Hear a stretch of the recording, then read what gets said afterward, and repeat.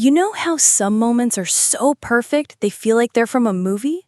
The soft glow of the candlelight, the clinking of champagne glasses, the sound of your husband's laugh?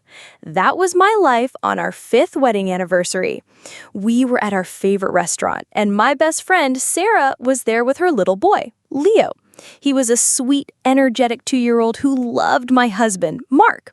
They would play for hours, and it always warmed my heart. But that night, as we were toasting our love, something happened.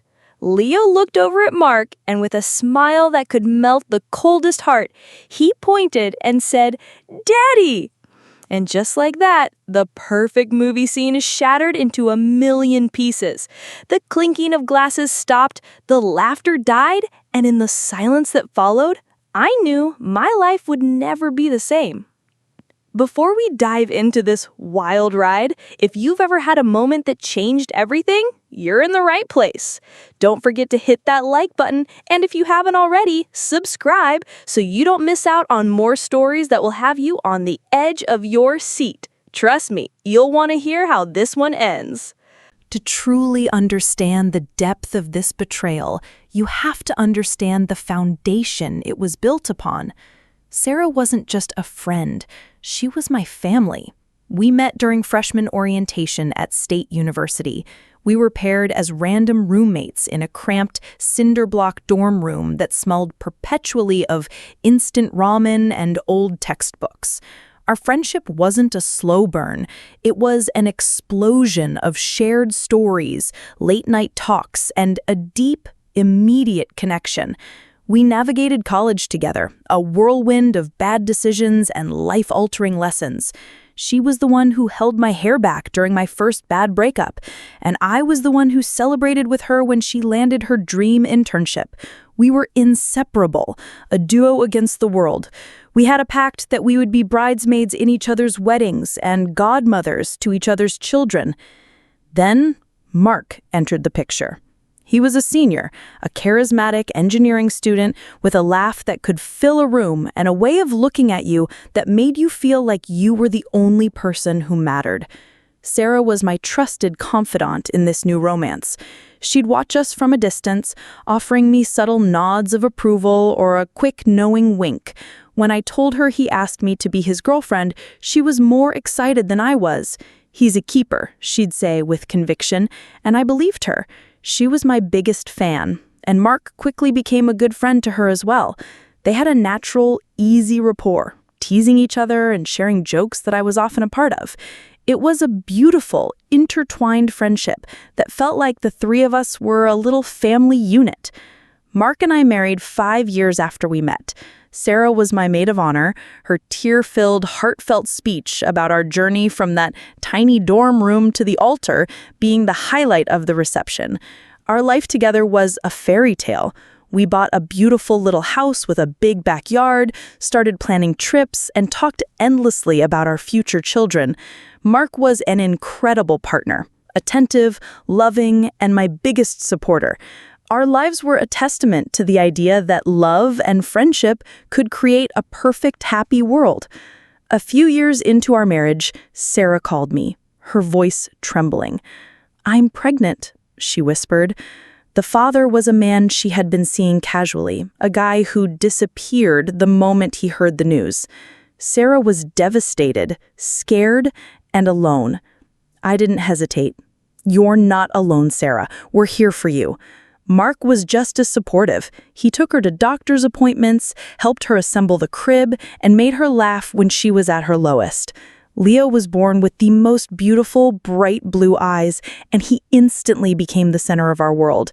Mark was a natural father figure. He'd spend hours with Leo, teaching him how to stack blocks, reading him stories, and teaching him the alphabet. He was a better uncle than I could have ever imagined, and it filled me with so much pride to see the kind of father he would someday be to our own children.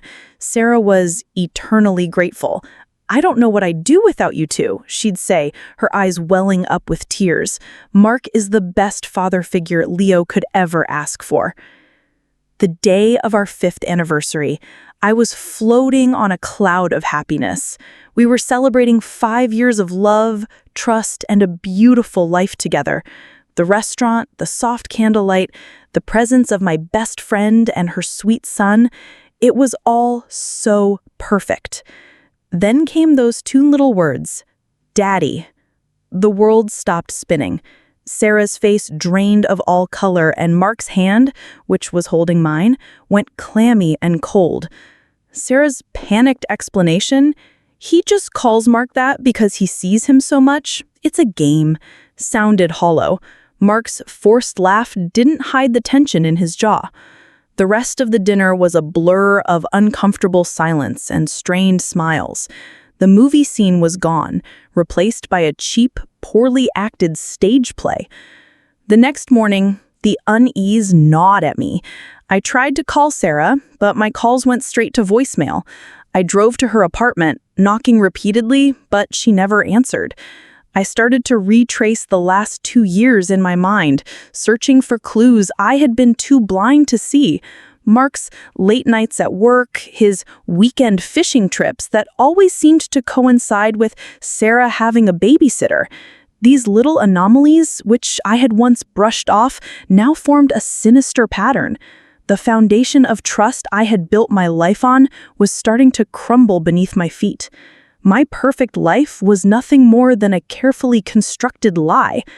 I confronted Mark that evening, my voice shaking with a mixture of hope and dread. "Mark, is there something you're not telling me about Sarah and Leo?" He denied it, of course, with the rehearsed calm of a man who had told this lie many times before. But his eyes, those beautiful, honest eyes I had fallen in love with, couldn't look at me. The man I knew was gone, replaced by a stranger. I couldn't sleep that night. My mind was a whirlwind of suspicion and fear, 1,000 little betrayals flashing before my eyes. I had to know. The only way to silence the doubt was to find the truth, no matter how much it hurt. I felt like a thief in my own home, sneaking around after Mark had fallen asleep. I went to his laptop, a place I had never thought to look before. My fingers trembled as I typed in our anniversary date as a password. It worked. The screen flashed open, revealing a hidden, encrypted folder. The folder was filled with pictures I had never seen. Mark and Sarah looking like a family, at Leo's birthday party, at the zoo, and in my own house, celebrating a Christmas I didn't know existed. Then I saw it. A picture of the 3 of them in matching red pajamas, smiling into the camera. The file name read, "Our First Christmas." It wasn't a family I was a part of. It was a family he had created without me. The betrayal was a physical pain, a punch to my gut, but the worst was yet to come. I found a text file in that same folder. It was a draft of an email to a lawyer, a consultation about his paternal rights. My heart pounded in my ears as I scrolled down, my eyes scanning the document. Attached to the email were the results of a DNA test, a test he had taken months ago, in secret. The results were undeniable, a 99.9% match. Mark was Leo's father.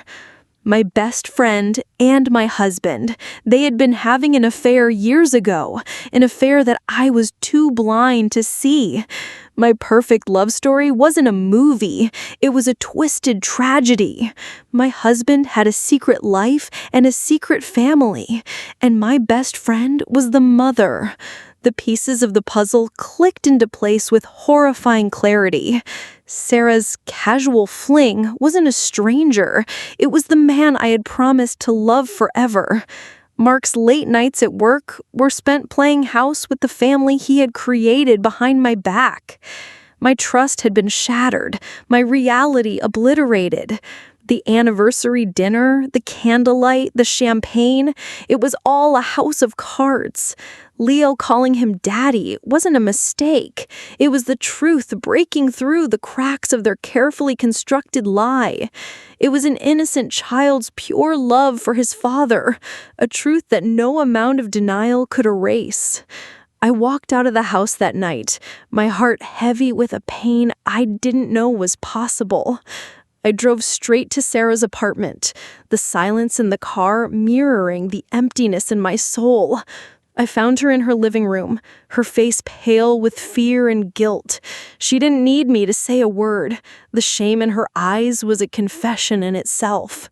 She started crying, a torrent of desperate apologies. "It was a mistake," she sobbed. "A moment of weakness years ago.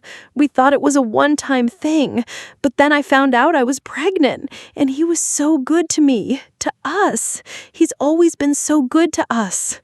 Good? He was a liar, a deceiver. He had played the part of a loving husband to me while secretly playing the part of a father to his son. He was having his cake and eating it too, and the cost was my entire world. The following months were a blur of lawyers, divorce papers, and gut-wrenching conversations. Mark begged for my forgiveness, promising to make things right, but I couldn't see a way back. How do you rebuild trust on a foundation of such a deep, long-standing lie? He said he loved me, but he couldn't abandon his son. I told him he had already made his choice. I lost my husband, my best friend, and the life I had so carefully built. The beautiful, perfect love story wasn't a lie, a ghost story that haunted every corner of my home, every cherished memory.